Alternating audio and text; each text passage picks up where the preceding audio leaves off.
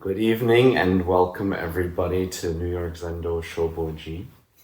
This is our New Year's celebration. I am just curious, how many of you are here for the first time? A couple. Is anybody here for the first time since last year's New Year's celebration? Aha. Well, welcome to everybody.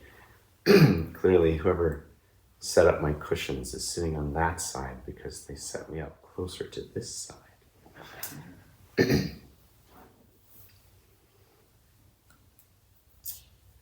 Time flies like an arrow. It doesn't wait for us humans. How accurately this saying describes our experience of 2025. Its events, sessions, programs, challenges, and changes, all passing rapidly.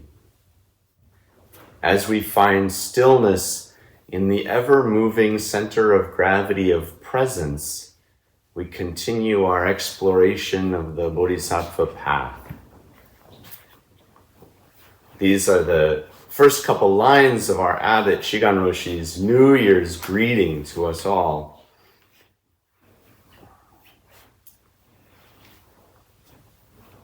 In casual conversation, we refer to this time of the year as the holidays or the holiday season, right? Multiple major faiths have holy days during these last few weeks of the year. Holy days. And also in this season, we hear mention of the hustle and bustle of the holidays. Does that feel familiar? Have you been hustling and bustling? I feel like I have. Have you been exerting yourself to accomplish your holiday to-do lists? I think that is a feature for some of us. Hustling, bustling, hurrying. At least that has been my experience. Maybe some of you have been hurrying and hustling and bustling as well. We're doing this so often hurrying, so often trying to get through something, trying to get finished with something.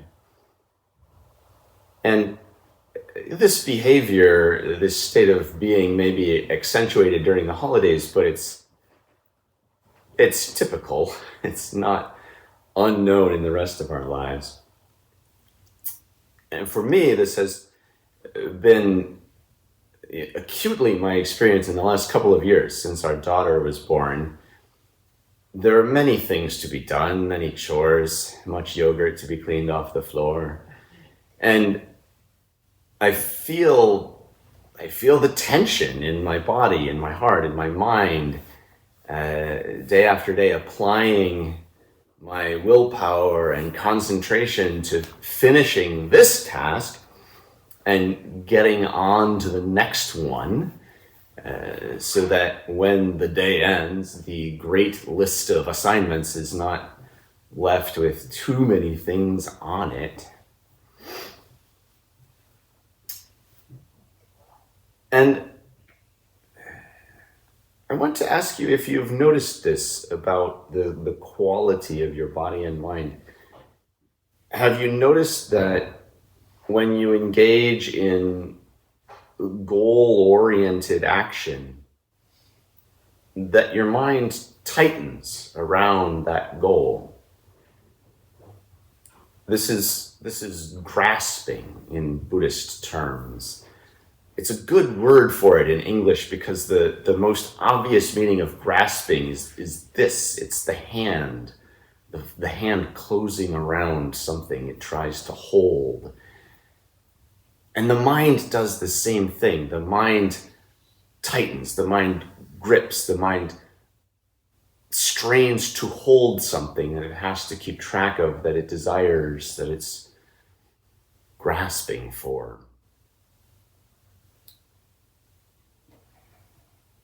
And, well, when we live our lives like this, always hustling, always straining, always scheming, always pursuing some agenda or another, the whole body and mind becomes tense. Your being becomes tense, taut, tired. And I mean, it's easy to say as an idea, but at least for me, I feel it. I feel the tightness in the muscles. I feel the fatigue in the mind from the effort of holding something in mind, grasping.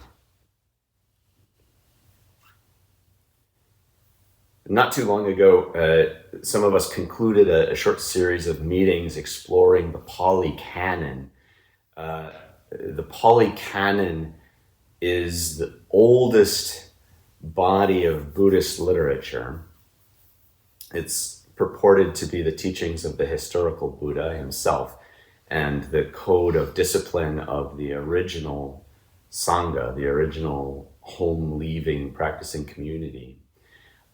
And I very much enjoyed this opportunity to re-explore the Pali Canon, to re-immerse myself in the teachings, the content, but also the tone and the style and the flavor of it.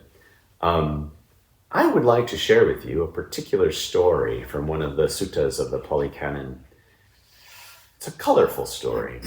Hokuto Osho has used this story before in one of his teishos, and maybe you're familiar with it.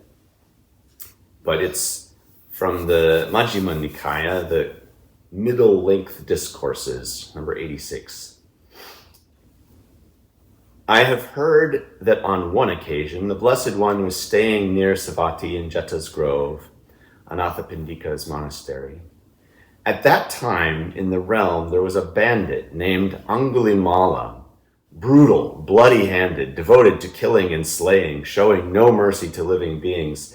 He turned villages into non-villages, towns into non-towns, settled countryside into unsettled countryside. Having repeatedly killed human beings, he wore a garland made of fingers around his neck. Then the Buddha, early in the morning, having adjusted his robe and taking his bowl and outer robe, went into Savatthi for alms. Having gone for alms in Savatthi and returning from his alms round after his meal, he set his lodging in order. Carrying his bowl and robe, he went along the road to where Angulimala was staying. Cowherds, shepherds, and farmers saw him going along the road to where Angulimala was staying, and seeing him said to him, "Don't go along that road, contemplative, for on that road is Angulimala, brutal, bloody-handed, devoted to killing and slaying," etc., etc., etc. Groups of 10, 20, 30, 40, and 50 men have gone along that road, and even they have fallen into his hands. When this was said, the Buddha kept going in silence. A second time, a third time, cowherds, shepherds, and farmers said to the Blessed One, "Don't go along that road." And the Blessed One kept going in silence. Then Angulimala saw the Blessed One coming from afar, and on seeing him, this thought occurred to him: "Isn't it amazing? Isn't it astounding? Groups of 10, 20, 30, 40 men have gone along this road, and even they have fallen into my hands. And yet now this contemplative comes attacking, as it were, alone, without a companion. Why don't I kill him?" So Angulimala, taking up his sword, his shield, buckling on his bow and quiver, followed right behind the Blessed One. Then the Blessed One willed a feat of psychic power such that Angulimala, though running with all his might, could not catch up with the Blessed One walking at a normal pace. Then the thought occurred to Angulimala: "Isn't it amazing? Isn't it astounding? In the past, I've chased and seized even a swift-running elephant, a swift-running horse, a swift-running deer. But now, even though I'm running with all my might, I can't catch up with this contemplative walking at a normal pace." So he called out to the Blessed One, "Stop, contemplative, stop!" And the Buddha responded, I have stopped, Angulimala. You stop. And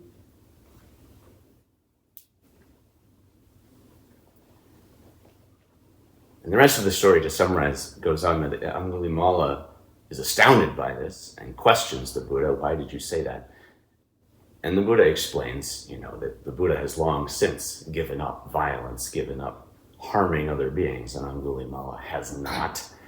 And Angulimala is so impressed by this expression of truth that he reforms his ways on the spot and ordains and joins the Sangha and becomes a well-seasoned practitioner.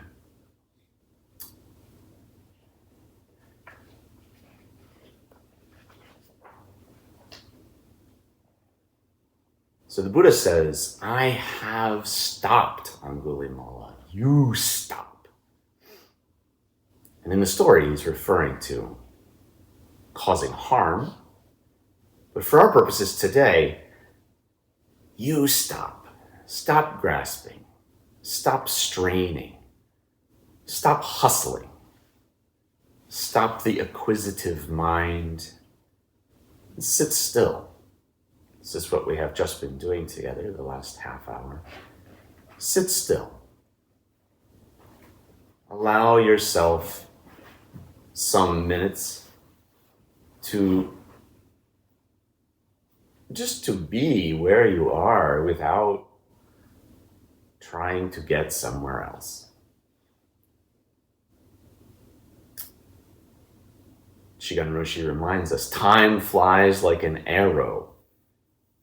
Will you spend all your days desperately trying to catch up with that arrow? Or will you stop? Will you ever stop? One of the good reasons that we have holidays is to stop. We have our daily routine, we have our grind, we have our work, and that is necessary, but it is also very important to have an occasion to stop. To make time for that, to make holy time for stopping. To sit down, to settle into silence and stillness.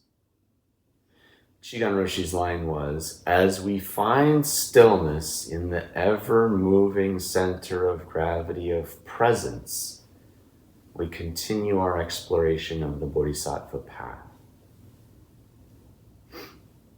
This is a very interesting phrasing to me. And there's another good reason that we have holidays.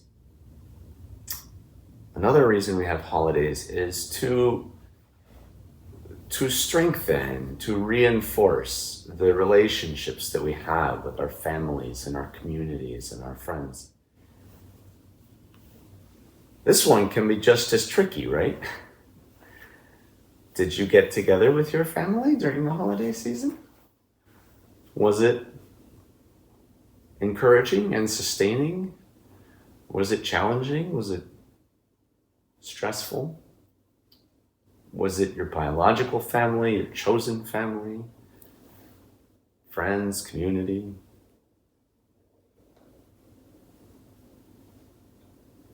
When we think about strengthening our kinship relationships, I think there are two troubling observations that come to mind.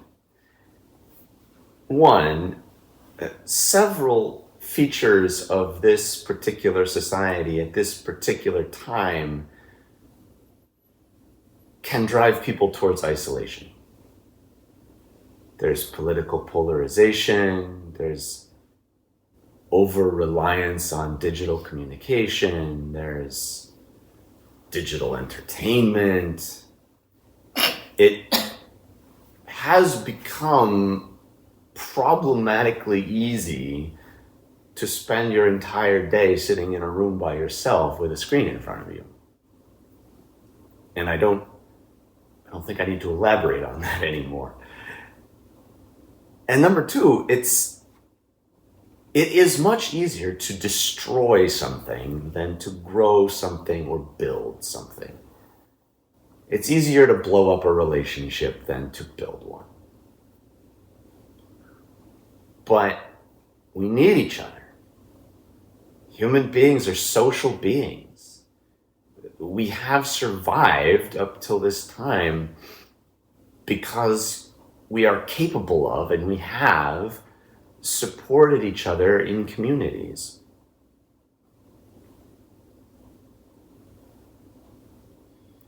And given that there are very obvious, very large, very serious problems facing human beings today, we need more than ever now to be capable of supporting one another in communities, in networks.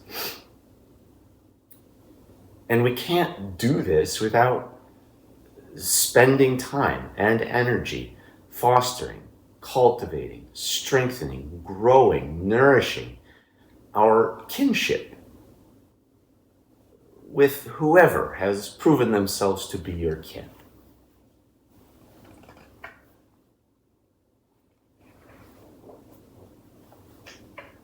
So, after this little talk, we will join together in Joya no Kane chanting our invocation of the Bodhisattva of compassion, asking her to be vigorously active in this world while we offer incense and strike this large gong 108 times, which is symbolizing that we dispel the 108 hindrances to practice, to clear view of the world.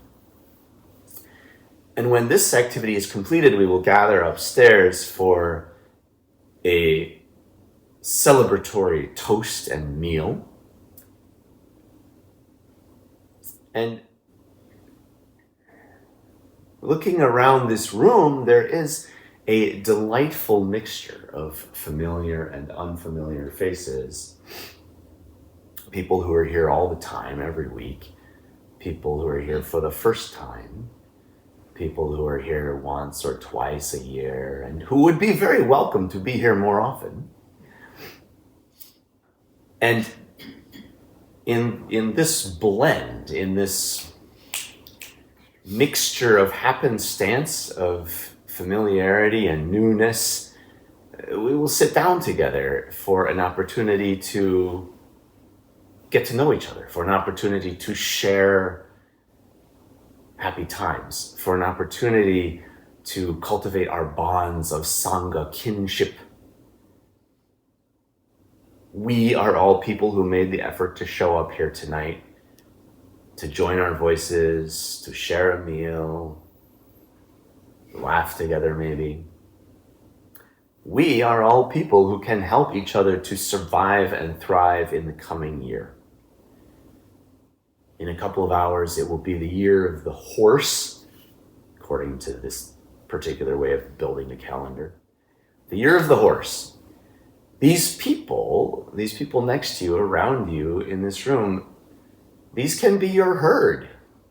You can run together. You can look out for predators together. You can find the best pastures together.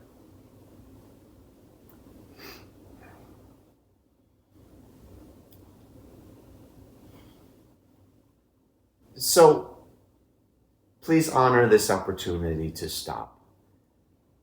We have this chance at the end of the year to pause, to be still, to let go of our grasp. We have this opportunity to put down the list and just sit.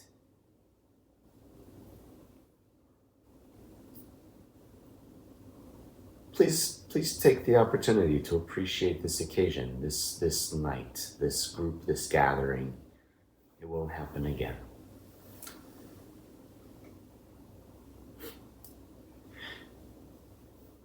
I would like to close this talk with a poem that somebody sent me during the week. Some member of our Sangha who it turned out was helping me out. This is a very short poem by Robert Frost. It's so short I'll read it twice. The poem is called The Secret Sits. We dance round in a ring and suppose, but the secret sits in the middle and knows. We dance round in a ring and suppose, but the secret sits in the middle and knows.